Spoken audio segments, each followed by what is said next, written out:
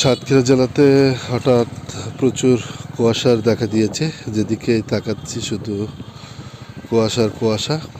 চারিদিকে এত কুয়াশা যে নিকট থেকেও কাউকে ঠিক দেখা যাচ্ছে না। যেদিকেই তাকাই সেদিকেই মনে হচ্ছে যে যেন সন্ধ্যা ঘনিয়ে আসছে, এত বেশি অন্ধকার। অপরূপ সৌন্দর্য যে লীলাভূমি আমাদের সাতক্ষীরাতেই, যে সরিষার যে মৌসুম, এখন এই সরিষার মৌসুম, সরিষার দিকে তাকালেই কিন্তু আমরা অপরূপ সৌন্দর্য দেখতে পাই সরিষা খেতে, কিন্তু সেটাও এখন কিন্তু এই কুয়াশার কারণে সেটাও অন্ধকার। এক কথা বলা যেতে পারে, আপনি যেদিকেই তাকাবেন শুধু অন্ধকারই দেখবেন।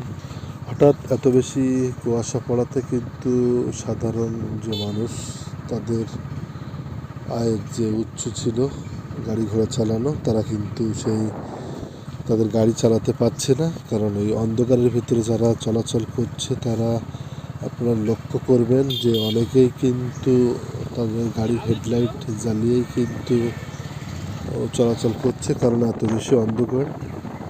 এই কুয়াশাটা সকাল থেকেই লক্ষ্য করা যাচ্ছে, এবং গতকালও আমরা দেখেছি এই কুয়াশাটা বেলা 12টা পর্যন্ত ছিল।